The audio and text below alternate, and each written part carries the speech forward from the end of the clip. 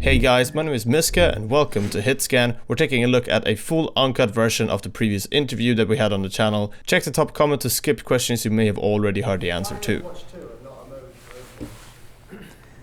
We thought of Overwatch 2, I mean, when we came up with the idea, we said, what would a sequel to Overwatch look like?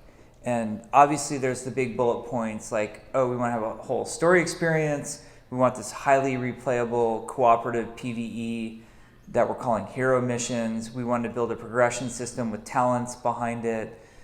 Then we were thinking, okay, if it's a sequel to the game, what else does it need? Well, we want to make all new PvP modes.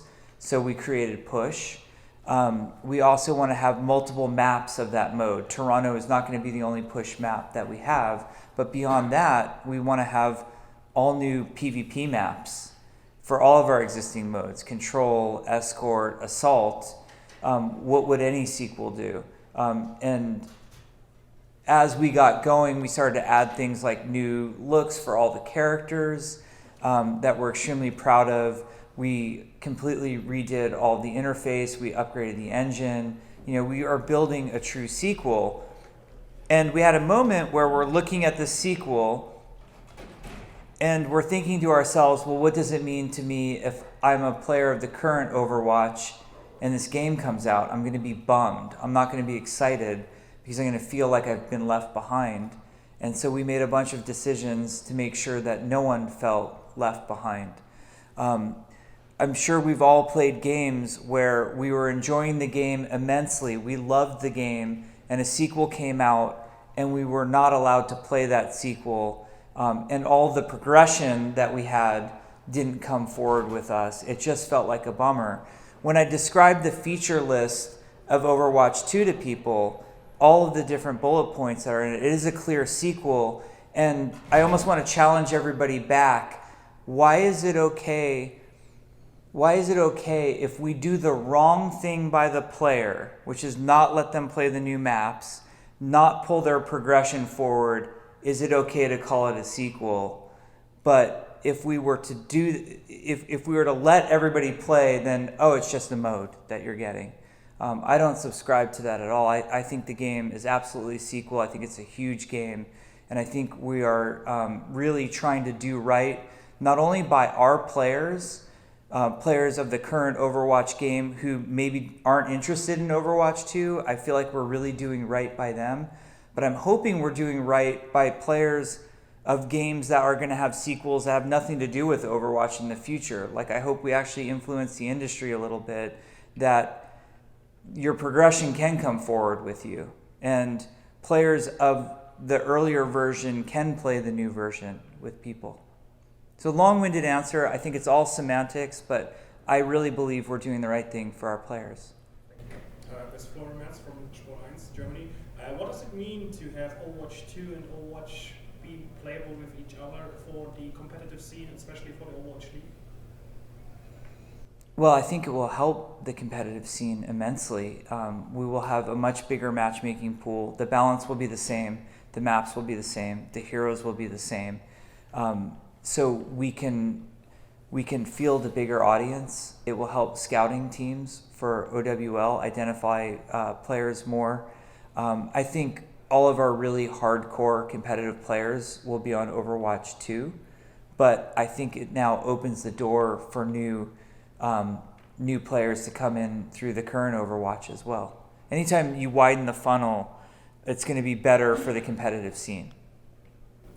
Yeah, I'm confused about is there things gated, because you keep saying that like it crosses over, but do all the players now have to buy the new game to get that, or what if I'm just a PvP player, or what if I'm just a PvE player? Like, is it all one bundle? Like, it's expanding on top of it, or is there separate things where there's some interplay? Like, because we've never seen this before. I don't think the interplay happens in PvP. So in the current modes of Overwatch that you're playing today, in the game as it exists today, those modes will exist in Overwatch 2, and you'll play side by side with Overwatch 2 players. Now, there are differences when it comes to the story missions, when it comes to the progression, when it comes to the talents, when it comes to the hero missions. Those are Overwatch 2 features. Current Overwatch players will not get those features. And also the new looks of the characters, like how Tracer looks today when you see her in these videos. If you are a current Overwatch player, your Tracer will still look like she normally does. But if Arnold has upgraded to Overwatch 2, his Tracer will look like the new one. If he chooses. If he wants it to go back to the old Tracer, he can. So you say Overwatch 2 players will be able to play with Overwatch 1 players on the competitive PvP mode at the same time? Yes. Yeah. What about new abilities and new talents? So is it possible that in the same game we will have like a classic Tracer and new Tracer and they will have different abilities? The PvE progression system and the talents do not affect PvP at all. That's clear. What's the plan for basically Overwatch right now into Overwatch 2? Obviously there's potentially quite a bit of time between that launch and right now. And as an example, you talked about Sojourn being an upcoming character and that Overwatch 2 might have multiple heroes right as it launches that are brand new to people. But is Sojourn, for example, the next character for Overwatch as a whole? Or will that current Overwatch 1 live service, I guess you could say, change leading up to the launch? Do you gentlemen, I feel like I'm doing all the talking. I talk a lot, as these guys know, so I'm happy to do. I think you should just keep going. Okay, I'll just keep going. The team's focus, by and large, is Overwatch 2 at this point, but by no means are we abandoning the live service. We have plans for at least one new hero to hit the live service that's outside of Overwatch 2. I'm not going to confirm your spoilers, but that was good fishing. So I'm not going to talk about who's coming and when. Sojourn is an Overwatch 2 character. That we have confirmed. So you know it's not her who's coming sooner. But with the focus being Overwatch 2 for the team, there's still a lot of really cool stuff coming for the live game. Some of it's going to hit the PTR next week. Like, for example, I mentioned this in the panel, so forgive me if I'm repeating myself if you saw it earlier, but we're adding to the queue system, ever since we added roll queue. It's been a great addition to the game, but there are some improvements we can make. So hitting the PTR should be next week. It might be the week after, but we're adding a system where you can queue for other modes as well while you're waiting. In fact, you're not queuing, you just get instantly pulled into them. You can skirmish like you've been doing before. We have a new deathmatch mode that you can deathmatch while you're waiting to get into a map. You can also go into the training room, and we've added the ability for you to go into the training room with your group. So if you and your group just want to go and shoot the training bots for a while, we've enabled that. And then the coolest part to me, and the part that I hope will resonate with all of you, is we're also going to let you go into custom game and workshop while you're queued. So what that means is you could just really do whatever you want, any part of the game while you're queued. So hopefully that will make like queue times better. But that's just a small example. That's one thing that we're adding to the live service during the development of Overwatch 2. I mean, if you look at our whole past year, the heroes we've added, Sigma, Baptiste, for example, roll queue as a feature, those were all made during Overwatch 2 development. So there's no way we're going to abandon the current audience. They're very important to us. AlphaCast, how are you? I'm good. I'm wondering about the separation regarding PvP with Overwatch 2 and 1. So the Overwatch 2 players will have the new HUD as well, I guess, when people... The Overwatch 1 players will as well. Oh, okay. Yeah, everyone will get... I think that's important. I think any improvements we make to the HUD, I think, and that's part of the competitive experience. Like, on the show floor, check out... the Zenyatta. Zenyatta's really cool too. The new HUD for him, because we show you before it was like always this text message of who the Discord or the Harmony was on, and now there's a UI like actually showing the character portrait, so you know exactly who Harmony and Discord are on. So I think that's extremely important, and that feels like part of the. We don't want anybody having an advantage in PvP. And so we're going to make sure that any part of Overwatch 2 that feels like an advantage to current Overwatch players who don't want to move on to Overwatch 2, that none of that exists. It all has to be an even playing field. So will there be two clients, or will you eventually just fuse everything and have like just an Overwatch A client question, John. Talk tech. No, it is a single client. So we will have a single client for both the original Overwatch players and those that are purchasing Overwatch 2. So they will get some of the engine upgrades. Actually, they'll get all of the engine upgrades, but some of the specific upgrades that we're putting in for the Overwatch 2 story missions and hero missions and the new looks obviously will be available for the Overwatch 2 as well. You, sir. I would like to talk about the PvE. How much are you going to push under the PvE? How many players at the same time? Will they play like an MMO, for example, with Reinhardt tanking, Mercy healing, another character DPSing? How will it work? Sure, I can talk about that a little bit. So the PvE missions that we're talking about, we have two different types. We have the story missions, and they are going to take you through a big kind of narrative, a story experience, and then there's the hero missions, and those are more focused on replayability and giving players enough content in order to be able to start interfacing with our progression system. So right now, all of the hero or all of the cooperative missions that we have, they're all 4-player missions. But they are just like the Overwatch PvP experience. Everyone needs to rely on each other and cooperate with each other the same way. So Reinhardt needs to use his shield for his teammates. You can Zarya into a Hanzo Dragon combo, like all of those things that I think make our combat so compelling and so unique in this space.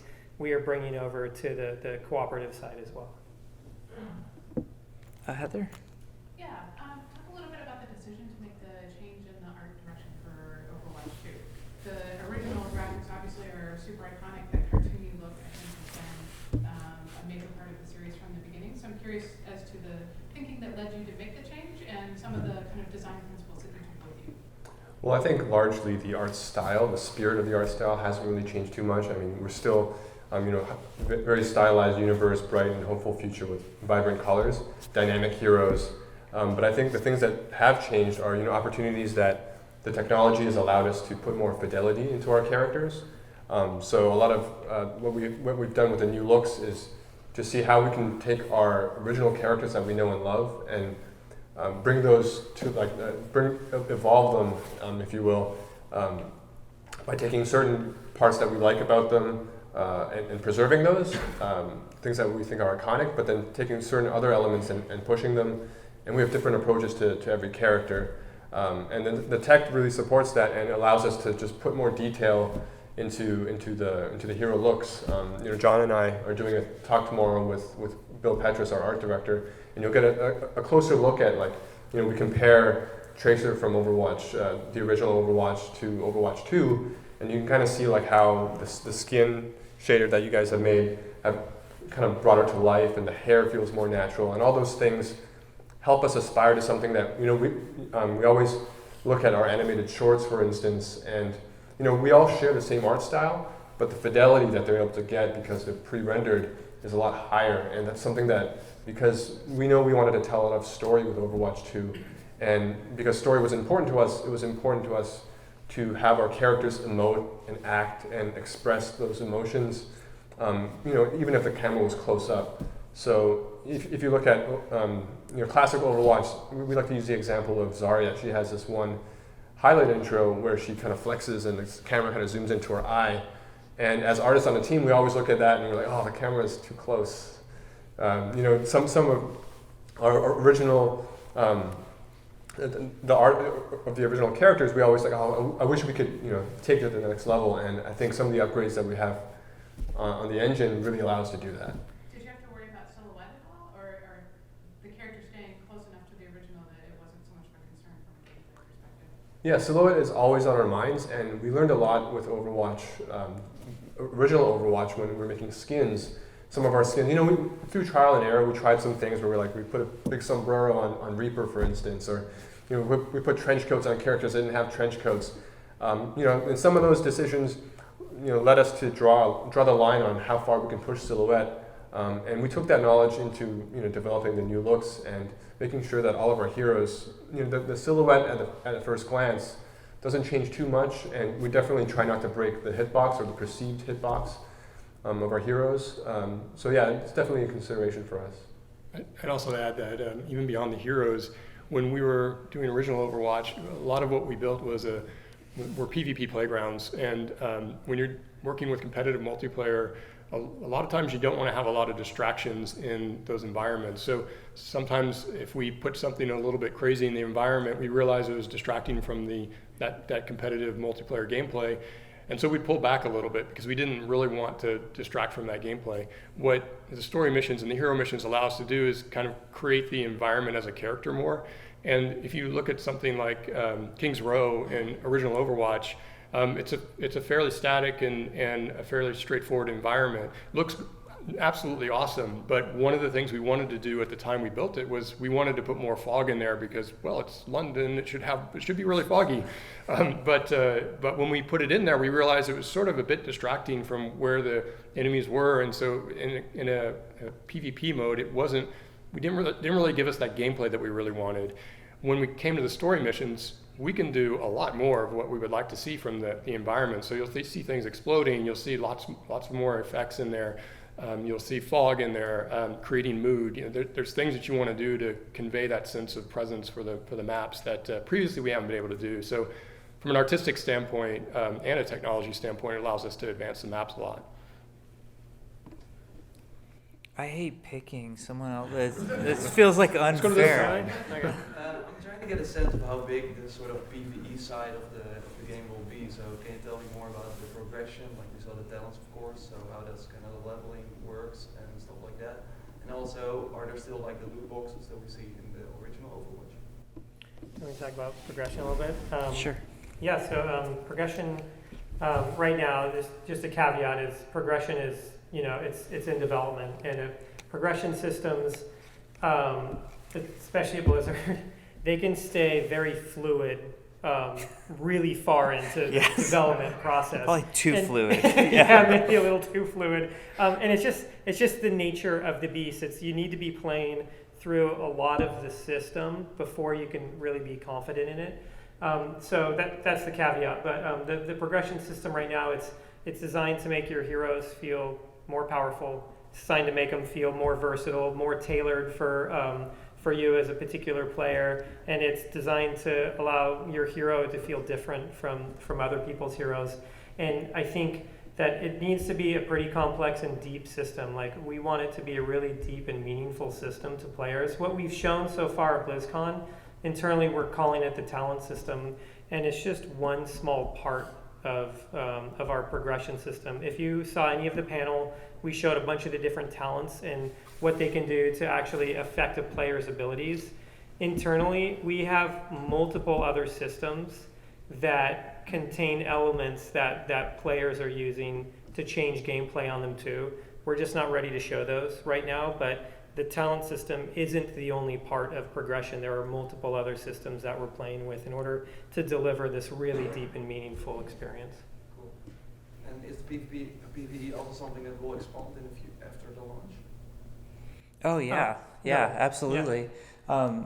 I mean, the ideas, and actually we're all really excited about this. Like, after Overwatch 2 launches, the playground that we have as developers has broadened so much now of what we can add for our players, like from new competitive systems to new maps, to new heroes, to PvE stuff, hero missions, story missions. It's a much bigger playground for us, and I think it's nothing but benefit for our players. Yeah, I love that, actually, because the players have always asked us for more story in this game, and inside the game, we didn't have a lot of ways deliver it. You know, like we don't want a cutscene in the middle of a PvP match. It just doesn't make any sense. That's not the game that we were making. You know, but suddenly with some of these new additions, like with story missions, we have the ability now. We have a whole new avenue of delivering story to players for the launch of the game and after the launch of the game. Can I just follow up? Yes, absolutely. I know this is unfair because you've only just announced the game as a thing, but just to that specific point, is your plan like post-release of Overwatch 2 to kind of, you know how there's a cadence to how the original Overwatch released heroes, and you know that set up expectations amongst the players, like, oh, it's going to be X number of months and there's going to be a new hero or maybe an event. Are new story missions how you're going to incorporate the lore into that sort of cadence of released content? So you're going to be moving the world forward, and it's going to become one of those things that the audience goes, oh, well, maybe there's an event and a new story mission, or do you not want to confirm that? I think the really interesting thing about what happened with original Overwatch was we didn't have a massive plan about how we were going to continue to deliver the content when we originally released it. In fact, the events themselves weren't something that we planned to do, but was more evolved out of both what we found was exciting and what the community found was exciting. And I think that that it's interesting that we have settled on this cadence as we've come about, but really it's been us as a team and the community sort of evolving the game as we go. And to some degree, you know, we sort of look at Overwatch 2 and think a little bit of the same thing is going to happen. Obviously, we have all of these opportunities, and that's exciting to us, and we have ideas of what we would like to explore, but nothing to announce yet. But as Aaron mentioned, it's our AA Ron. We now have all of these opportunities before us to expand the franchise, both from story standpoint and hero standpoint and PvP standpoint. So it'll be a lot of fun to see where it goes, but it'll be a part of us and the community that decides that. You're the picker. Oh, I'm the picker now. Yeah. Way in the back. Okay, awesome. So talking about PvE, and of course the story missions and the hero missions, and you said that there are going to be 4 heroes. Is there going to be an option for either mode to have all, like, any 4 heroes, like the players can choose any of the roster, or are they always going to be set pools of heroes like the demo that we saw and like the edits that we've had in the past? That's a great question. Sorry if I kind of misstated it earlier. So in the hero missions, you'll be able to play from any of the heroes in the Overwatch roster. So you can combine any 4. And some of the analogies we use is in a story mission, it doesn't really make sense from a story perspective to have Roadhog on the same team as Tracer. But in the hero missions, it's not about delivering a perfect story. You can look at it almost like a PvP match at that point, where Widowmaker and Tracer can be on the same team in a PvP match, and no one's kind of like raising that as a serious issue. It's just the way you play the game. And then on the story side, we are going to have for story missions, we are going to have a set roster of heroes that you can pick from. Right now, on the demo on the show floor for Rio de Janeiro, it is 4 set heroes. Originally, when we started developing this, we thought that it would be 4 set heroes for every one of our missions. But currently, we're experimenting with giving you a broader selection between different heroes. So for closed pool. It would still be a closed pool, because we want the story missions to still make sense from an overarching narrative perspective. So all of the heroes that are part of that story could potentially be available if we continue to go this direction. Thank you. Yeah. Wait. How will you make it that after playing one mission like 20 times, players still would want to do them again? Well, yeah, I mean, replayability is key to that. It's a great question, because our players always ask us when Archives comes around, why don't you just leave it up year round? And we're like, without the supporting systems, it's just gonna run itself into the ground. Like I think Retribution is amazing, but I don't think you can just play it infinitely. I don't think it's infinitely replayable. I don't think anything is infinitely replayable, by the way. That word gets used a lot in games, and I don't believe in it. I say it. I mean, I shouldn't, but I say it. Yeah. But, you know, the dynamics that we're trying to change on hero missions specifically, like story missions, we expect less replayability. Although we have some ideas to add some to it. But in hero missions, we're going for a lot of change. So the first thing that you can change is the location.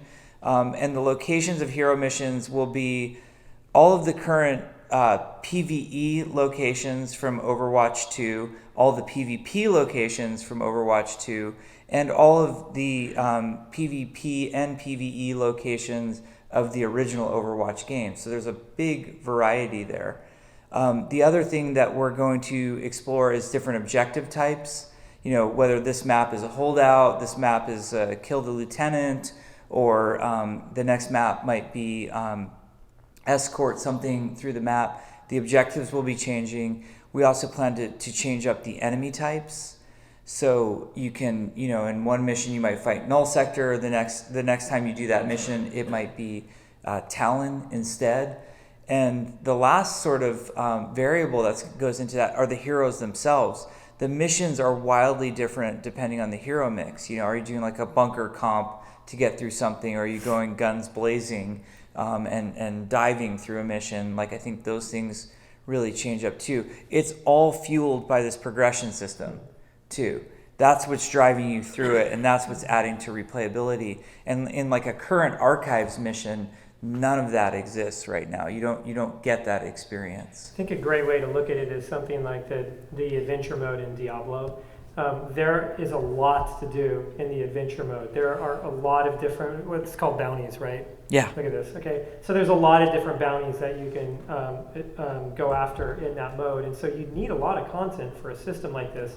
But what is ultimately driving you through it the whole time is their progression system. You're trying to get new items. You're trying to level your character up. I think if you try to look at a system just on its own as just the content, it's not as compelling. Adventure mode isn't as compelling just on its own as it is when there's suddenly all these reasons to do it. And that's why I think that I was going to call it our adventure mode, our hero missions and our progression together, that's the real system that drives replayability here.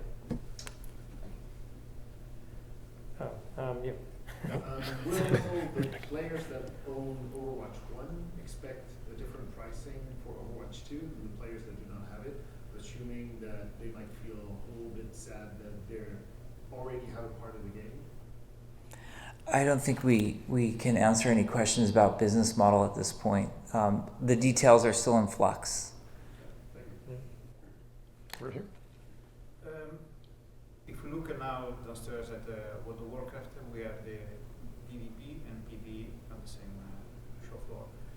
Can we expect in the future to have at the future Blizzcon two separate competition, the old one with PvP and a new one on PvE, so that the fastest one to complete the mission? I think that's awesome. It's really exciting. I mentioned this in the last interview that I was in.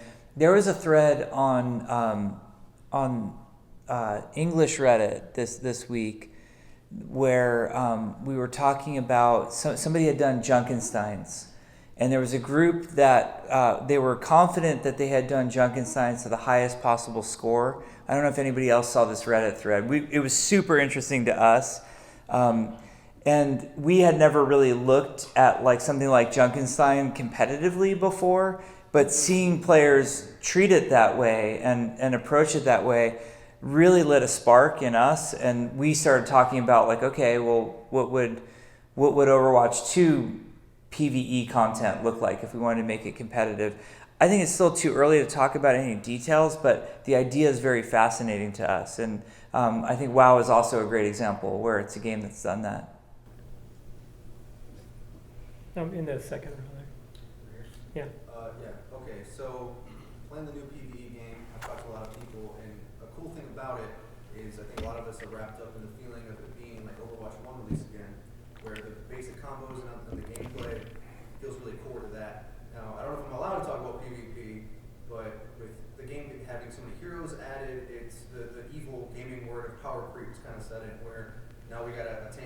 that has grenades, right? And whereas the classic heroes, I mean, when the game launched, Mercy was the best healer, and now we have Moira, and so the game's getting expanded in that way.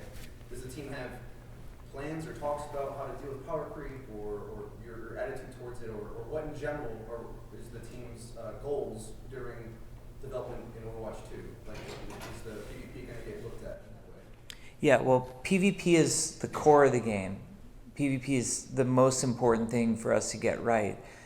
If we get no part of Overwatch 2 right, but PvP, we will definitely be serving that audience of 50 million players we have right now who are playing for that reason. So we know PvP is at the core of the game, and we have to get it right.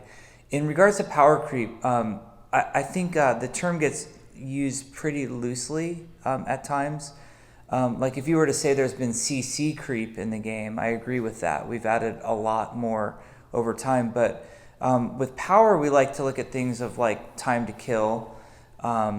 That's like a good tracking device of like how survivable is a character, and has that really changed?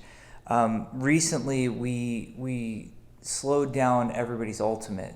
I say recently, that was probably like 6 months ago. I don't know, someone know, but that's like an example of thinking and feeling that the game had gotten a little bit too fast.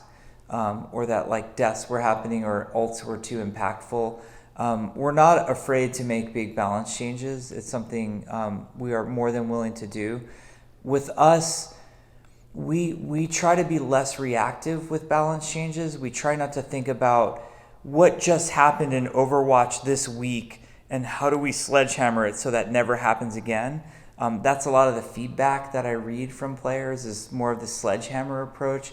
We're really trying to think of the longevity of the game, and we also try to represent all of the heroes. A lot of the times, players who give us feedback tend to represent a particular hero or heroes that they're passionate about, or a role that they're passionate about, and sort of don't care what that means to the players who maybe play something different.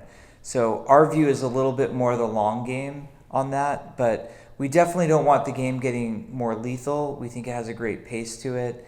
And power creep is something that concerns us, but I think that term has been used very liberally in the community right now.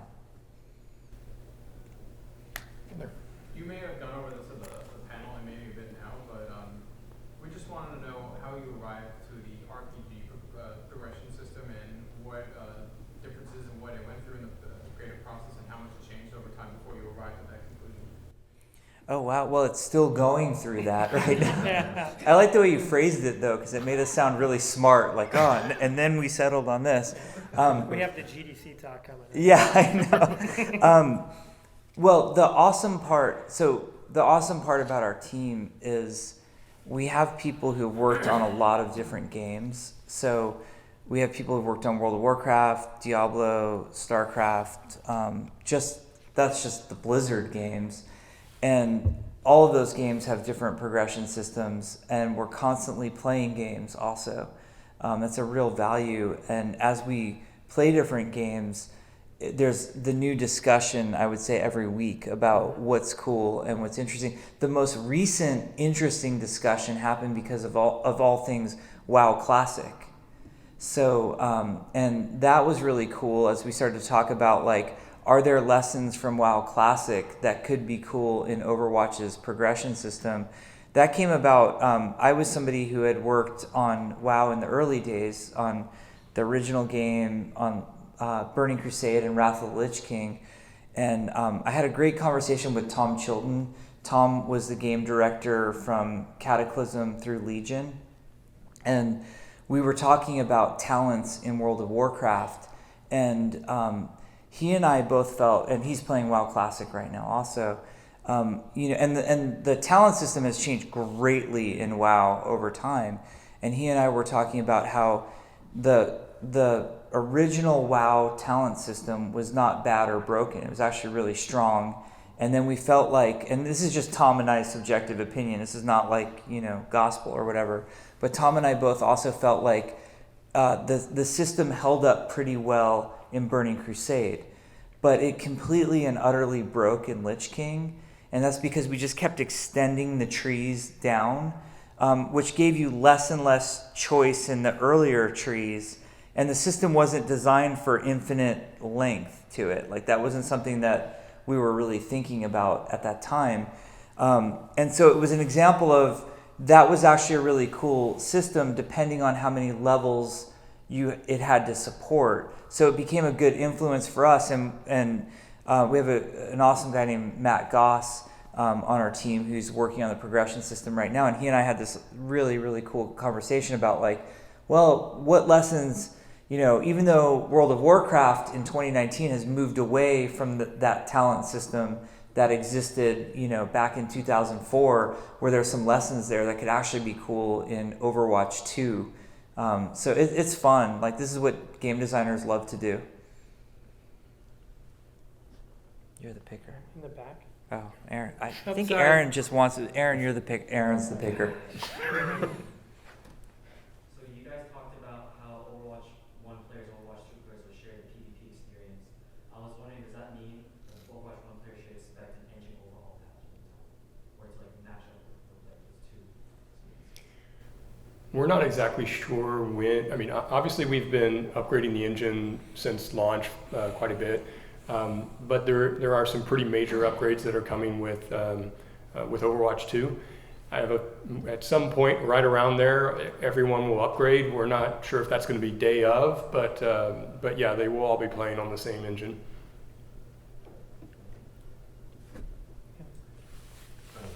With the new progression system, bring not only talents but also aesthetic upgrades. Like, for example, I don't know, maybe changes to the weapon or new armor for lineup or stuff like that in an RPG way. I mean, that's a super cool idea. I would hate to say that will not happen or would never happen. That's not part of the plan right now. What is part of the plan is we do want players who play in the cooperative side of the game, so the story experience or the hero missions. We have a lot of cosmetic rewards that we want to put into that system, and we think will be very desirable. Those cosmetic rewards will be the only thing that comes over into PvP. So that's an example. If you really want to show off something that you have that maybe somebody hasn't earned yet, you can take it into PvP with you. But they would have no statistics. They would be No, correct. Oh, I'm picking. Sorry. Yeah, go ahead. I'm still a little bit confused about the interplay between Overwatch 1 and 2. You said it's just PvP, right? Correct. And there's a new hero that's only in Overwatch 2. And Overwatch 1 players can encounter that hero while they're playing Overwatch 1? The current Overwatch players and Overwatch 2 players will all have access to the same heroes. So Sojourn, for example, who is an Overwatch 2 hero, she'll be released with the game Overwatch 2. Current Overwatch players will be able to play her at the exact same moment she's available in PvP. And that goes for the new maps and modes as well? Correct. Okay, thank you. Only the new looks for the heroes are Overwatch 2. Yeah, okay, thank you. Yeah. Speaking of the PvP, we're going to the third season of the Overwatch League next year. And what is your current stand on esports in general for Overwatch or for Blizzard titles? I thought, I just came back from the finals last month. I thought the finals at the Wells Fargo Center was amazing. I think the fact that it sold out and as quickly as it did, and there was so much enthusiasm behind it, is a great indicator of the level of interest that people have in esports. The thing that I'm most excited about for Overwatch League Season 3 is the fact that it's going on the road. You saw the home stands this year. We did one in Texas, we did one in Atlanta, in LA, and the reception was amazing. Like, many of our hardcore Overwatch League fans felt like those home stands were the coolest part of Season 2, and next season is that experience in its entirety. A lot of us take it for granted that we were very fortunate. We got to go to Blizzard Arena up in Burbank and watch the matches. And anytime somebody comes to one of those matches for the first time, I think they're really blown away by the excitement, by the watchability of the game, the wholesomeness of the crowd. There is something very sweet and endearing about Overwatch fans that's very, very important to us. And the fact that that's going to be spread all across the world next year is very, very exciting for us. So we're very proud of what Overwatch League is doing and very excited for Season 3. I've been reading all the trade rumors too, so I don't have any insider info, so I'm just like you guys. I'm like, oh my God, is that true? Yeah, I think I might be asking two questions that I'm not going to get answered, but I'm seeing them a lot online. If you have to give a rough estimate, are we looking at the sort of 1, 2, 3 years until launch of Overwatch 2, or is it potentially closer? And is there a rough estimate of new characters that will be like bundled into the Overwatch 2 launch? I'll take that one. I want you to take that yeah. one. Arnold will take that question. He's got a great answer. We don't have I know, it's such a lame answer. I'm super sorry. And it's not like, just so you know, it's not like this top secret thing that the last thing we'd want to tell them is, you know, I better not say the date and then I'll get fired. Like, we just don't know. Like, what's important to us at Blizzard on all of our games, you're going to get the same answer if you ask the Diablo 4 team. What's important for us is that the game is awesome and that our players are like, yes, this is ready, now's the time, it's time to put it out. So I don't have a date. It's not this year, I can tell you that. That's a pretty safe answer in November. I have a feeling we'll be talking about Overwatch 2 again next year at BlizzCon. If that helps. In terms of heroes, there are multiple. It's not going to be like original Overwatch where there will be 21. I think that's excessive, and I actually think that would be extremely disruptive to the game.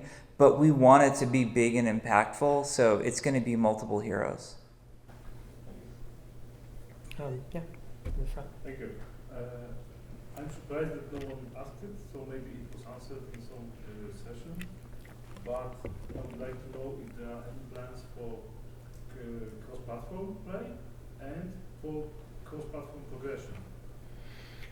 That's so crossplay is something that certainly is exciting to us as game players, and certainly there are a lot of trends going in that direction right now. It's definitely something we look at, but right now we don't have anything to announce on that. And what about progression? My own character, if I log into another platform, can I get it? It's certainly something that we're looking at, but at the moment we don't have anything to announce. Okay. Yeah.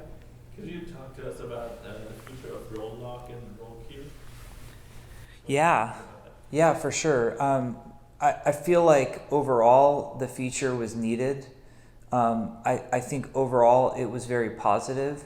Of course, the area of concern where I think we can do better is at the highest levels of play. That's where we see the biggest issue, is at the highest level of play, Grandmaster, Master, and in particular in smaller regions in off hours.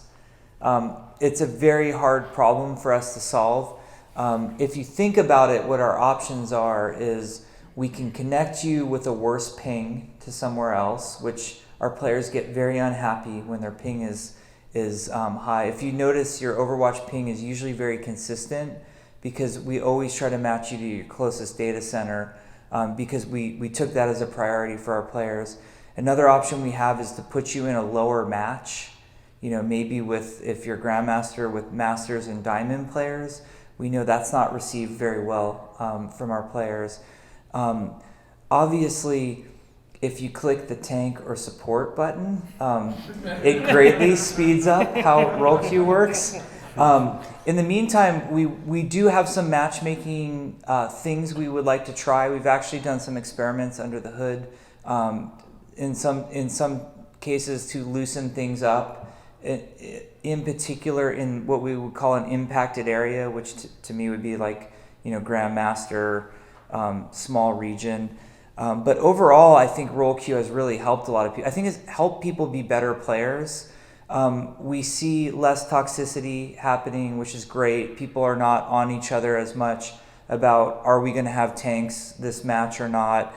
So that's been fantastic. I think a lot of us, and this is anecdotal, it's not based on science, but I've learned a lot about myself as a player through role queue, like just having the separate SRs and realizing like, wow, I'm not bad at this role. Wow, I'm actually pretty bad at this role, and I thought I was good at it. And it's taught me to look at the game very differently. It's actually even changed some of my hero choices. I found the matches to be more enjoyable personally. Right now, like pretty much my main concern with it, and I think the team's main concern with it, is just DPS queue times at super high skill levels in impacted regions. So what characters are you best at? So this is what I learned. I thought that my hierarchy that I thought was I was a great tank, that I was a really good support, and I was terrible DPS. And when the stats came in and showed me, I was a medium tank. I was a good DPS, much better than I thought I was at DPS. To be fair, I was playing Symmetra because I thought she was wildly overpowered, and we did nerf her.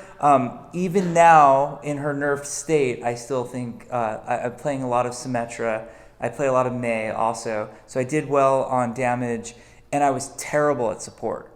And like I thought I was good at support, and my wife used to always harass me. She used to always tell me, she's like, "You're really bad at support. Don't play it." I'm like, "No, I'm great. Like the guys at work think I'm awesome, and they love when I play Ana, and I'm terrible. Like I'm not good." And what I did is I placed 2 skill ratings lower on support than I did on damage.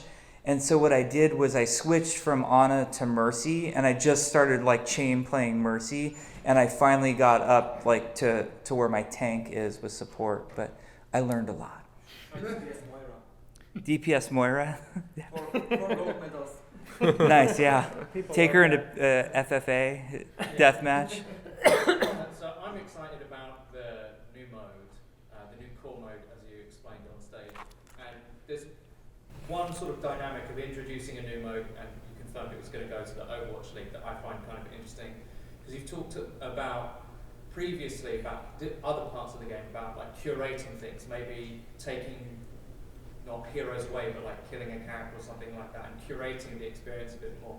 Does that mean with the addition of a new core mode that maybe one mode that we're used to seeing goes away, or are they all going to be played at one time, on a rotation? And that question kind of leads into like maps and how there's like a map rotation in the Overwatch League. Is that something that you'd ever see incorporating into a competitive season? I just want to know. It's funny you should ask. Yeah. So that's a great question. I don't think that we're at the number of game modes right now to where we would necessarily need to start having a rotation for the game modes. Maybe we'll hit that point, we haven't really seen that from internal testing, but I think on the map side, especially if you saw the panel, we talked about introducing multiple maps for the push game mode, the new game mode, plus multiple maps for all of the other game modes we have. And so when you start doing the math on that, and then you look at the number of maps that we have right now, that's probably too many to put into a competitive catalog. And I think that you can tell them. Oh, okay. Thanks, boss. So we are looking at bringing a map catalog to the competitive rule set, and it's something that we will do before Overwatch 2 goes live. It's something we're actually looking to do fairly soon. Okay. Like next week. I'm not kidding either. Well, PTO. Yeah. The next competitive season will feature a map pool. It's only going to be 12 maps. Which is still a lot. That's still 3 for each mode, right? Yes, yeah. It's still a lot, but it also allows us to curate the maps, so we can listen to community feedback. So, for example, and I think people are going to be very sad to hear this, so please break it to your audiences in the nicest way possible. But in our first competitive season, Horizon and Paris will not be in the rotation. Okay, I will So let I you know it's going to bum a lot of people out. So We need to wrap up. We have time for one more question. Oh, I want to tack on a roll key question. Can I do that? it'll be the last question. Is there anyone attacking me if I do so?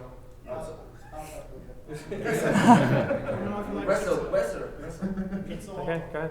Alright, so when you're releasing a bunch of new heroes, can we see any major reworks coming for the existing roster?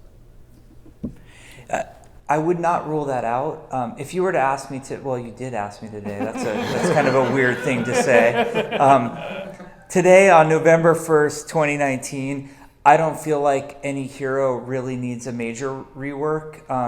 Major reworks are messy and scary and not one of the best things for us to do. They can occasionally be exciting and occasionally they're necessary, but I don't. Occasionally they're a real pain in the butt for technology too. Yeah, we've made John sad over those, but we don't have any major reworks planned. Now there's some time before Overwatch 2 comes out, and I think a major release like Overwatch 2 is a great opportunity for us to revisit everything and to really reconsider everything. So I would not rule that possibility out. It's super awesome to see you all here, and we appreciate all the coverage and all the things that you guys do. I'm very familiar with many of your work, and it just means a lot to us that you care about the game and talk about it. Thank you. Thank you.